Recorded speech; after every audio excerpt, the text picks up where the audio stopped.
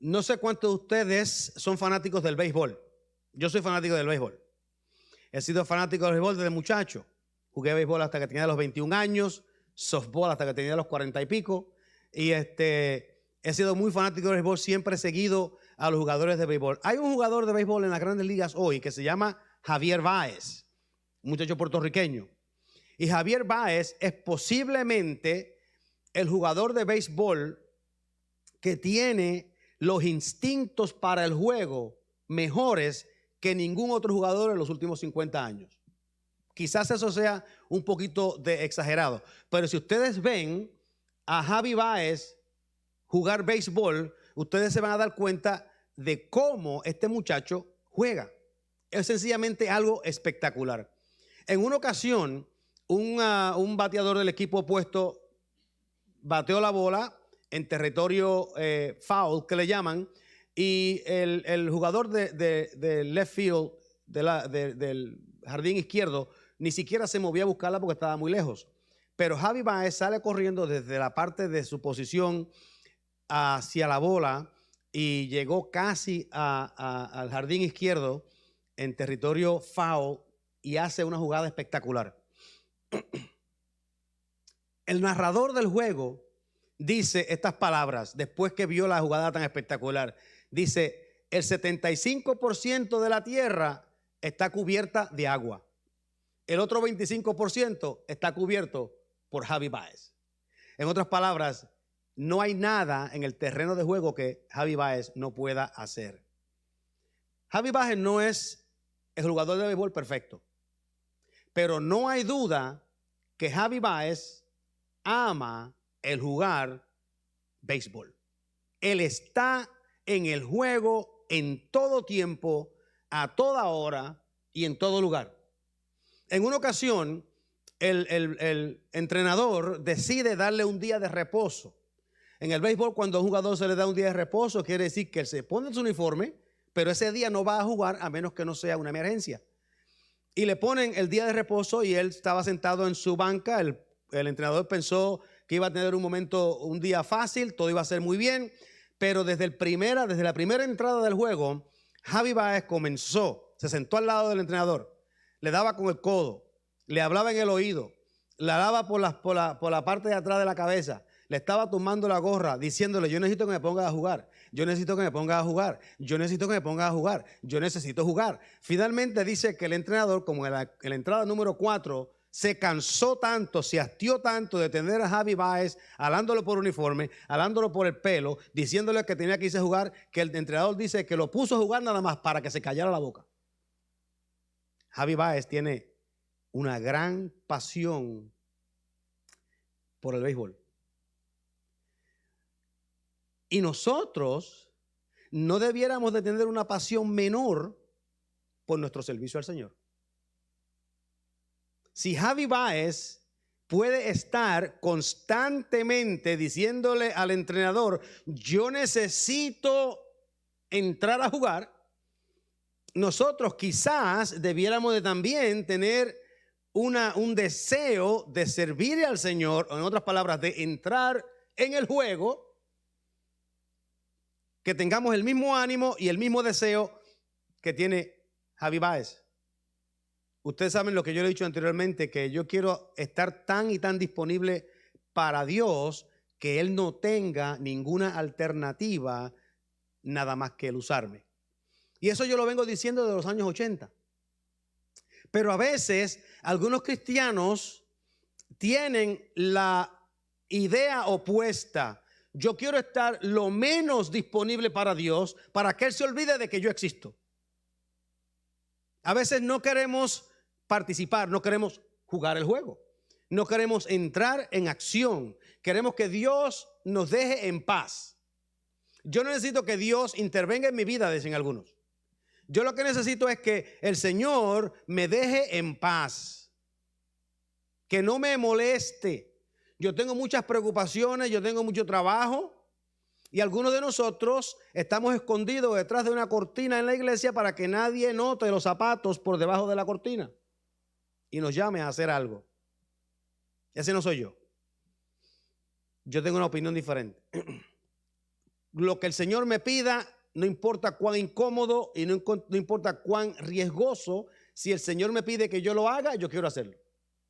Por eso yo he dicho en muchas ocasiones que ya yo no hago planes, sino que yo lo que hago es mantener citas.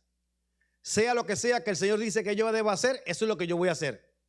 Así que yo he decidido estar disponible para el Señor y poner, como dicen en Estados Unidos, some skin on the game. En otras palabras, poner algo que me cueste a mí en el juego, como un acto de gratitud por lo que Dios ha hecho.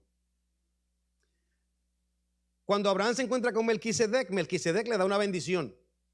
La bendición fue espontánea. Ellos compartieron pan y vino, que representan lo que tomamos en el día de hoy, la cena del Señor. Melquisedec, más de 2000 años antes de Cristo, profetiza cómo el Señor iba a celebrar la cena. Y Abraham responde a Melquisedec con el diezmo. Allí no hubo empujones, allí no hubo obligaciones, allí no hubo sentido de culpa, sino que Abraham instintivamente supo que si Dios lo iba a bendecir, a él le tenía que costar algo. Y después de una guerra, Abraham le entrega a Melquisedec el diezmo. Algunas personas piensan que el diezmo es un sacrificio grande, pero hermanos, el diezmo es solamente el comienzo, la fundación o el fundamento de nuestra jornada de discipulado. El diezmo es el comenzar. El diezmo, nosotros no maduramos al diezmo, nosotros comenzamos con el diezmo y maduramos en el discipulado. Pero siempre lo hemos tenido como al revés, porque la gente piensa que la cuestión del diezmo es un problema difícil de hablar en las congregaciones. No para mí. Para mí hablar del diezmo no es problema, porque el diezmo, de la forma en que yo lo veo, es el cómo Dios mide el nivel de avaricia en el corazón humano. Y como Dios mide el nivel de avaricia a través del diezmo, cada uno de nosotros debe de despojarse de la avaricia o del amor al dinero, que es idolatría.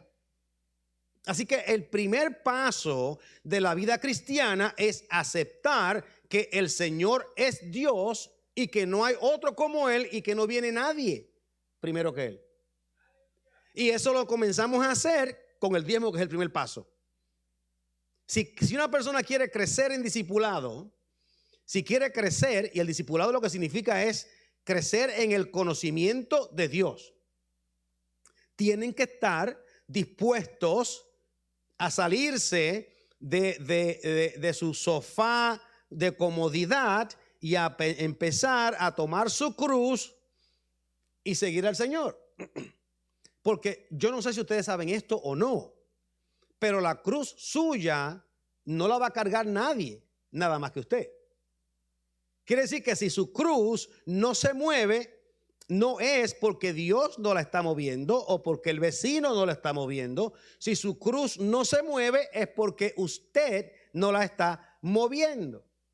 Porque nadie puede cargar su cruz. Hay personas que nos toleran. Hay personas que soportan, que casi ni nos pueden soportar a nosotros, pero nos mantienen como amigos. Pero eso no es cargar la cruz, porque cada uno de nosotros tiene su propia carga. Cada uno de nosotros debe de seguir marchando, tomando la cruz de Cristo. Por ejemplo, el matrimonio es algo parecido a eso. Servir a Dios es como un matrimonio. Todos ustedes que están casados y aquellos que conocen a alguien que está casado saben que los matrimonios no pueden sobrevivir si solamente uno de los socios, de los miembros del matrimonio está comprometido a la felicidad del matrimonio. Si uno está comprometido y el otro no, ese matrimonio no va a sobrevivir. Una persona puede cargar el matrimonio por muchos años, puede sostenerlo por muchos años, pero con el tiempo, los estreses de cargar el matrimonio solo, los estreses de la otra persona, ignorar las necesidades y el compartir, eventualmente van a romper, van a quebrar la relación. Así que el matrimonio es un pacto que dos personas hacen y estas dos personas tienen obligaciones el uno con el otro. Y esas dos obligaciones hay que llevarlas a cabo. Cada uno es responsable por su propia cruz. Cada uno es responsable por sus propias obligaciones. Cada uno es responsable por las cosas que le pertenecen a él. En otras palabras, cada uno tiene que pagar un precio por la felicidad del matrimonio. Poner un poquito de piel en el juego. Skin in the game. Que nos cueste algo. La relación tiene que costarle a usted algo. Pero algunas personas dicen, pero es que yo quiero que mi esposa me haga feliz a mí. Cierto es, tu esposa debe de buscar tu felicidad. Ese debe ser el compromiso total de ella, buscar tu felicidad. Pero ¿qué pasa con esta situación? Es que debe ser tu compromiso el buscar la felicidad de ella. Debe ser tu obligación el buscar la felicidad de tu esposa. Y así cuando ella busca tu felicidad y tú buscas la felicidad de ella, los dos son felices. Porque los dos están pagando el precio requerido en la relación. Aún en la Biblia, todos los pactos tienen una expectación que las dos personas envueltas en el pacto deben de pagar un precio por el pacto. Deben tener unas responsabilidades en el pacto. Ustedes dirán, ¿para dónde usted va? Vamos, síganme. Porque vamos a ir de una forma lógica hacia el final del pasaje. Fíjense lo que sucede. En el pasaje de hoy yo quiero tomarle un segundo vistazo a este libro, pasaje de Génesis 14. En este pasaje se introduce el diezmo. Y en este pasaje se introduce también la bendición de Melquisedec, el personaje de Melquisedec como un personaje místico que habla acerca de Jesucristo. Y esto es un pasaje bien importante. Abraham, como ya le mencioné, había salido a la guerra y regresa. Y cuando regresa tiene este encuentro espectacular con Melquisedec.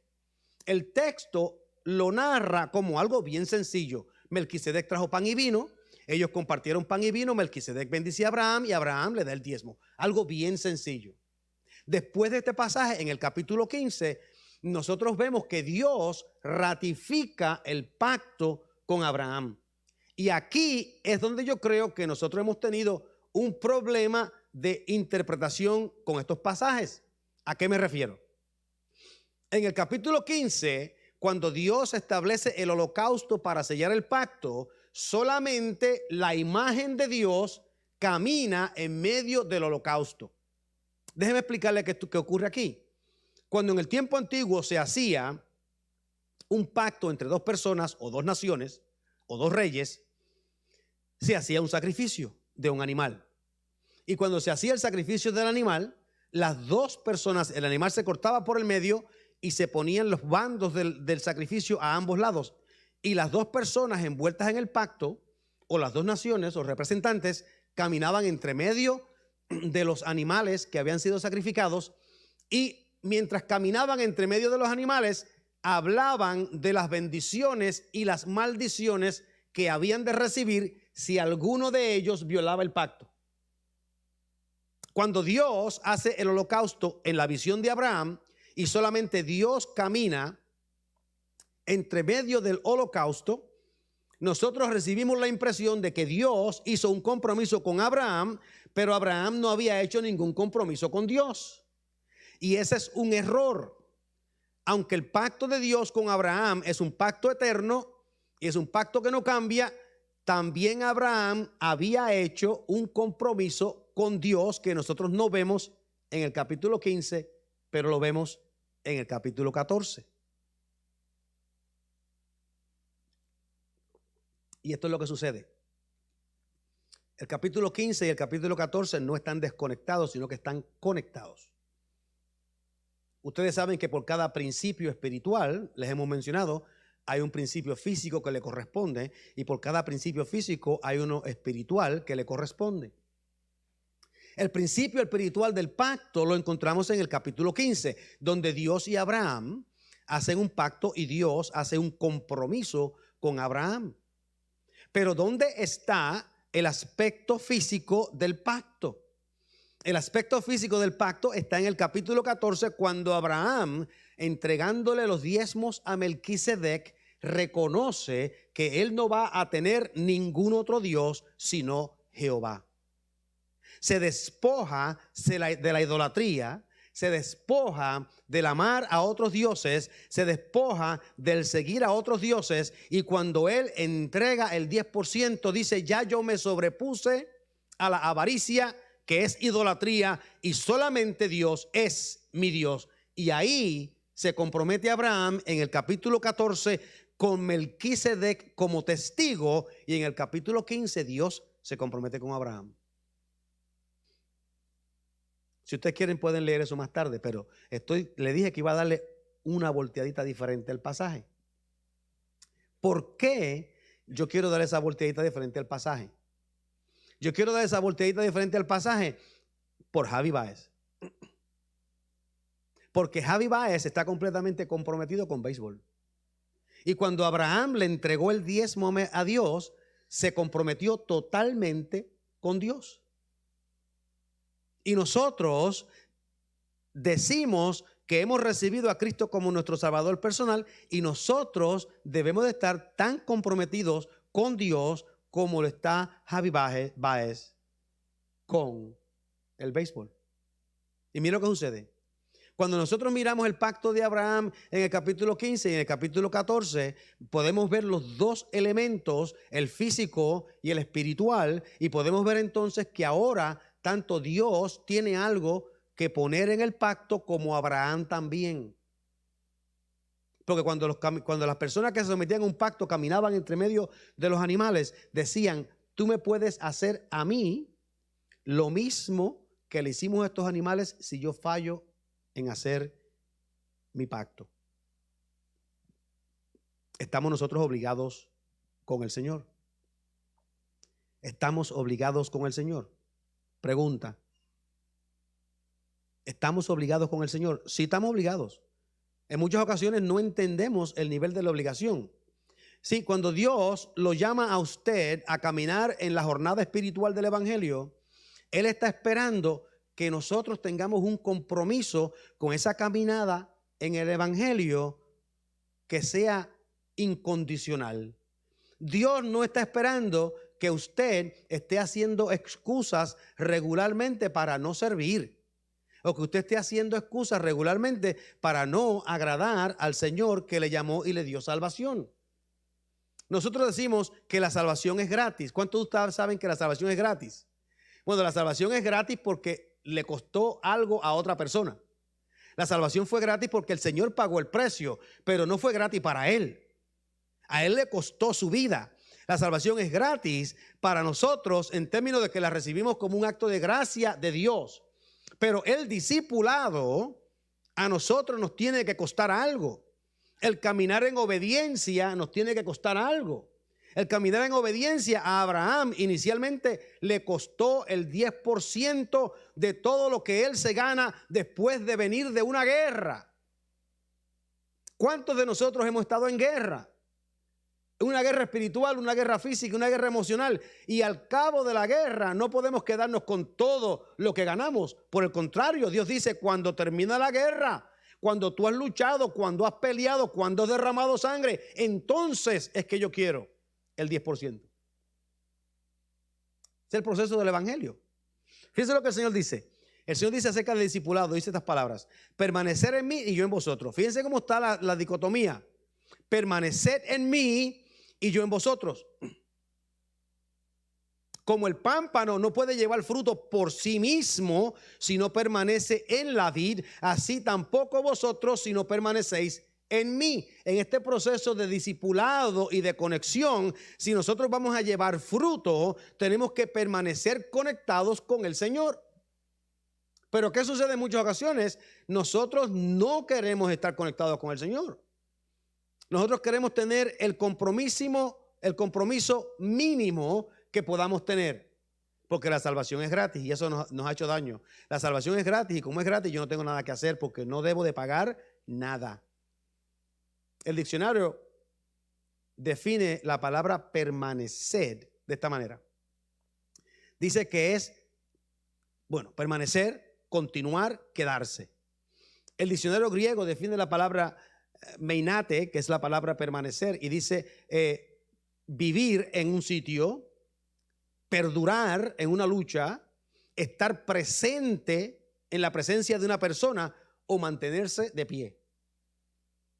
Cada vez que nosotros pensamos en términos de permanecer en el Señor, no estamos hablando sencillamente de que, bueno, yo voy a la iglesia y soy cristiano. Estamos hablando de personas que se van a nutrir del Señor, que van a vivir con el Señor, que van a andar con el Señor y que van a empezar a producir cierto fruto de acuerdo a sus acciones en obediencia a Dios.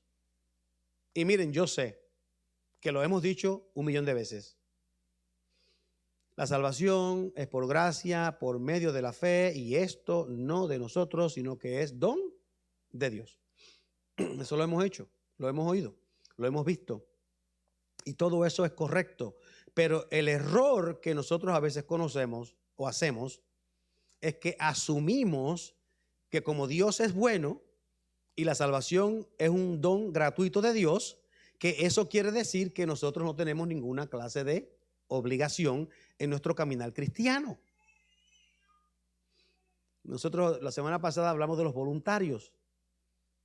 Reconocemos los voluntarios, todos los voluntarios. Este año reconocimos todos los voluntarios que fueron voluntarios no en el 2020, sino que fueron voluntarios en el 2019, porque en el 2020 casi nadie pudo ser voluntario porque coronavirus nos previno. Y hablamos de los voluntarios. Y nosotros en la iglesia hablamos de las personas que se hacen voluntarios para el servicio del Señor. Y como somos voluntarios, eso quiere decir que tenemos la opción de servir o tenemos la opción de no servir. Así es como vemos la frase voluntarios. Pero cuando nosotros estamos sirviéndole al Señor, realmente el servir al Señor no es un acto de ser voluntario, sino que es un acto de obligación de actuar en gratitud por lo que Dios ha hecho. Unas personas pueden preguntar, ¿ir a la iglesia? Claro que sí. Vamos a la iglesia porque ahí nos encontramos con nuestras amistades, participamos con otra gente y quizás podamos hacer nuevos amigos. ¿Darle de comer a los pobres? Claro, por favor. Nosotros vamos a la iglesia y yo estoy ya salvo y yo no necesito ninguna clase de obras, pero me hace sentir bien y me siento mejor como persona. Y así las otras gente pueden ver cuánta compasión y gracia yo tengo. ¿Envolverme en el discipulado? Por favor. Ya yo soy salvo, yo no necesito ser discipulado. Estamos salvos. ¿Hacer evangelismo? Bueno, ya ahora se está yendo un poquito más allá de lo que debe ser. Yo puedo ir a la iglesia, yo puedo dar un poquito de comida a los pobres el día de Thanksgiving. Yo puedo quizás participar en los estudios bíblicos, pero hacer evangelismo, salir a la calle y hablar con gente y hablarle del Señor, yo no creo que eso me corresponde a mí porque yo no tengo el don de evangelismo. O sea, nosotros queremos jugar el juego no de acuerdo a las reglas, sino de acuerdo a nuestras reglas. El juego lo jugamos como nosotros queremos jugarlo. Si empiezan a pensar, nosotros los cristianos hemos tenido una visión, yo creo, una visión un poquito errónea acerca de quiénes nosotros somos o quiénes debemos de ser en nuestro camino con el Señor. Como nuestra salvación es gratis, nosotros decimos que no tenemos skin in the game, no tenemos ninguna obligación. Como la salvación proviene de Dios, deja que Dios se preocupe por eso, porque proviene de Él. Es más, el Señor nos dijo, decimos nosotros, no te preocupes por nada, porque yo tengo todo cubierto. ¿Quieres vivir en desobediencia? Seguro, hazlo, no hay problema. Ya yo obedecí por ti. ¿Quieres rehusar amar al prójimo? Seguro, no hay problema. Ya yo amé a todo el mundo más de lo que tú los puedes amar. ¿Quieres robarle a Dios con tus diezmos? No te preocupes porque ya yo pagué el precio. No tenemos ninguna obligación. Decimos. Y quizás no lo decimos, pero actuamos como si eso fuese cierto. Pues yo estoy echándole un poquito de agua fría a su parada hoy. ¿Verdad? En la parada cayó un aguacero porque nosotros tenemos una obligación con el Señor. Decimos que somos los pies del Señor, pero no queremos andar el camino que el Señor nos da. Decimos que somos las manos del Señor, pero no queremos hacer las obras que el Señor nos pone por frente. ¿Para qué quiere el Señor pies que no caminan? ¿Y para qué quiere el Señor manos que no hacen? El Señor quiere pies que caminen y manos que hagan. Yo siempre he dicho que yo quiero estar en misión. Yo quiero estar en misión. ¿Por qué? Porque mientras estoy en misión, sirvo para algo. Tengo producción. Puedo llegar a ser más. Puedo alcanzar mejor. Puedo ver a Dios más de cerca. Estoy en misión. Y mientras uno está en misión, Dios nos extiende la vida y nos extiende las bendiciones. Pero si no estamos en misión, ¿cuál puede ser el propósito de Dios para mantener a una persona que no está en misión? ¿Cuál es el propósito de Dios para mantener a una persona que no es productivo? ¿Cuál sería el propósito de Dios para ello? Él sencillamente nos deja vivir lo que sea. De mi parte, yo quiero hacerme tan disponible para Dios que Él no tenga ninguna otra opción que Él usarme. Porque un día tenemos que darle cuentas al Señor, ¿cierto? Un día le vamos a dar cuentas al Señor. Hermanos, cuando usted le vaya a dar cuentas al Señor, ¿de qué es que usted le va a dar cuenta al Señor? ¿De qué es que le va a dar cuenta al Señor? Usted le va a dar cuenta al Señor de la clase de vida que usted vivió, no antes del Evangelio, sino después de aceptar a Cristo. Esas son las cuentas que le va a dar al Señor. Las cuentas que le va a dar al Señor no es durante la guerra con los enemigos de Abraham. Las cuentas que le va a dar al Señor es después de la bendición de Melquisedec. Las cuentas que le damos al Señor no es cuando estábamos en los pecados. La cuenta que le damos al Señor es después que fuimos perdonados de los pecados. ¿Cómo vivimos? ¿Qué clase de vida vamos a vivir delante del Señor? Y mire, yo entiendo que nosotros tenemos preocupaciones. Nosotros tenemos obligaciones con nuestras familias, tenemos obligaciones con nuestros trabajos. Dios sabe que estamos ocupados. Dios sabe que los hijos nos roban el tiempo, que gritan mucho, que nos sacan de quicio, que queremos meterlos en un closet y no dejarlos salir por un mes. O sea, todo eso es cierto. Pero encima de todo eso, todavía le debemos al Señor nuestra fidelidad y nuestro servicio. En medio de esas circunstancias, tenemos que ponerlo todo a un lado y entrar en el juego. Por eso es que cuando Javi Baez se pone su uniforme, en lo único que él piensa es en el béisbol. En una ocasión, el instinto de este jugador es tan increíble que en una ocasión un jugador se iba a robar la segunda base de primera. Él está jugando su posición en lo que llaman el shortstop.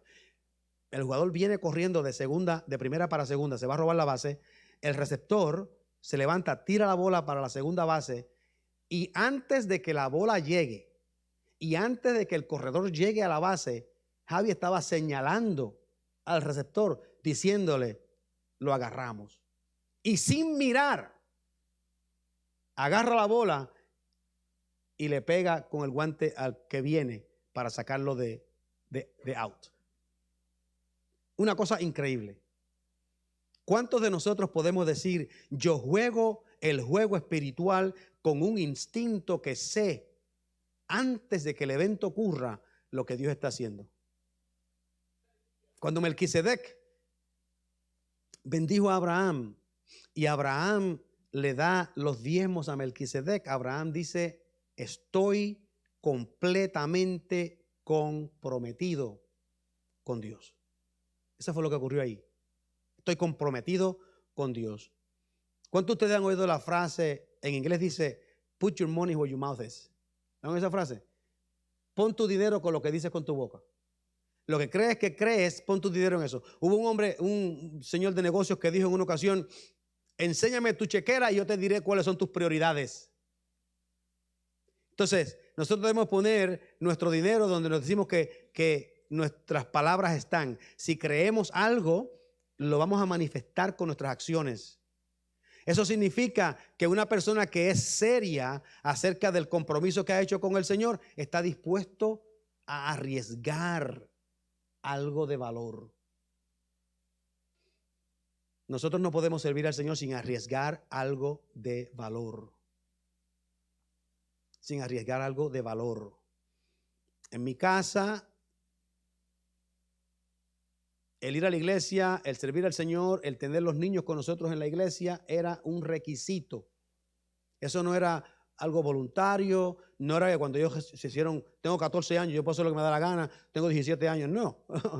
En mi casa no. En mi casa nos vamos todos en mi carro para la iglesia a la hora de la iglesia. Y eso era cuando yo todavía era de capellán y no era pastor de una iglesia local. ¿Por qué? Porque tenemos que enseñarles, instruirles cuál es el propósito que Dios tiene para con ellos. Establecer un sistema donde cuando sean adultos no tengamos que preocuparnos dónde están ellos metidos los domingos. Si hoy todos mis hijos, los 4, están envueltos en una iglesia en algún lugar. 2 de ellos aquí en Embajadores. Hoy. ¿Por qué? Porque yo no tengo que preocuparme por eso. Eso lo aprendieron en la casa. Ese es el compromiso que uno hace. Hay un sacrificio que se hace, hay un costo que tiene que hacerse y no tenemos la preocupación de dónde van a estar. Esa es la vida que uno tiene que aprender a vivir. Y esto me acuerda a mí de algunas de las cosas que el Señor dice en cuanto a nuestra jornada de discipulado. Cada uno de nosotros debe de saber que debe de haber un costo para nuestro discipulado, para nuestro caminar con el Señor. Mira, el Señor dijo unas palabras que son fuertes. El Señor dijo: si alguno viene detrás de mí, tiene que negarse a sí mismo, tomar su cruz y seguirme. En otra ocasión dice: si ustedes no odian a su padre, a su madre, a su esposa, a sus hijos, a su hermano y a su hermana, para seguirme detrás de mí, ustedes no pueden ser mis discípulos. Son palabras fuertes. Porque el sistema, el ministerio, el llamado de Dios nos debe de costar algo. A Abraham le costó sus ganancias de una guerra. ¿Cuál es nuestra batalla? ¿Cuál es la batalla que nosotros vamos a pagar? Y acuérdense que el diezmo es el principio.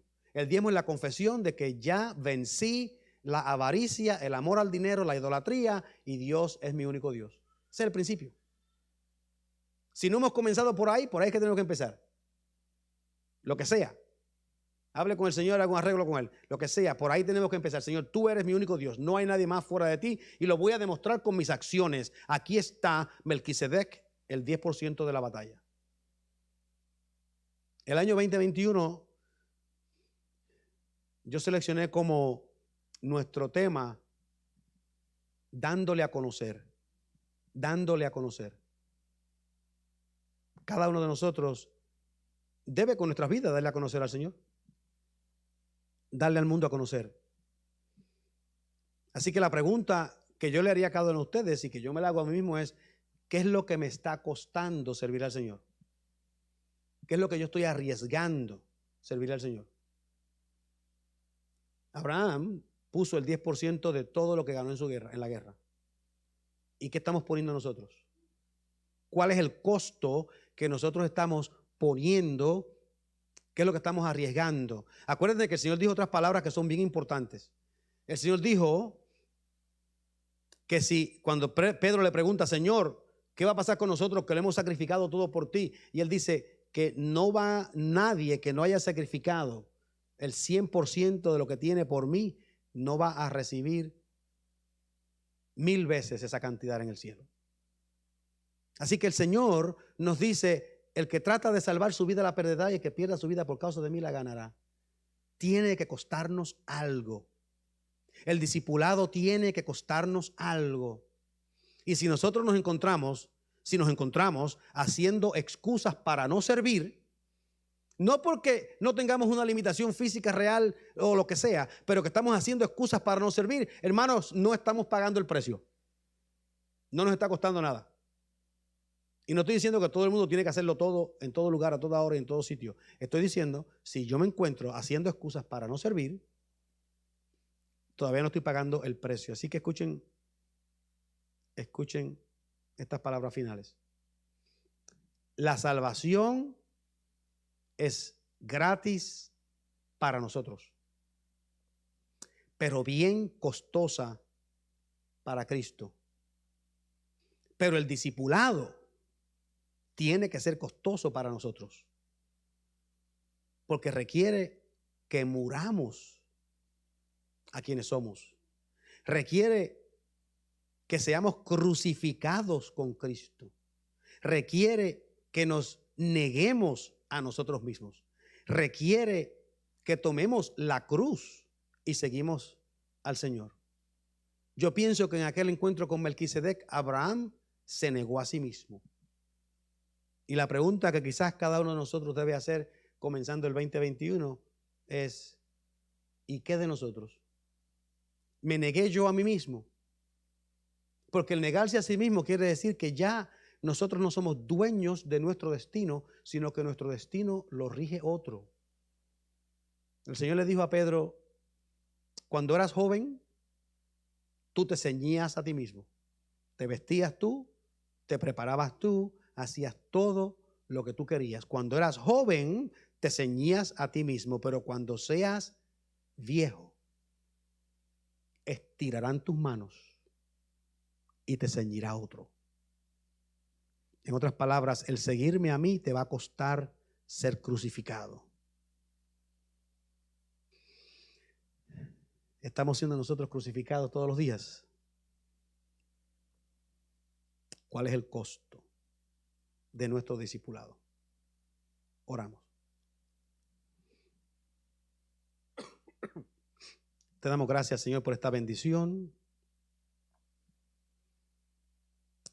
Te damos gracias por esta oportunidad y pedimos, Señor, que seamos retados en nuestro propio sentir, en nuestra propia forma, en el lugar donde estamos, a ser fieles a ti.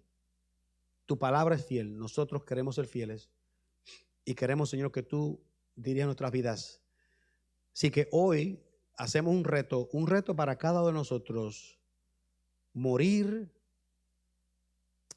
con Cristo, ser crucificado con Cristo, permanecer en la vid, despojarnos de la idolatría y vivir de acuerdo al pacto que hemos hecho contigo, que tengamos skin in the game. Gracias por este día. En el nombre de Jesús. Amén.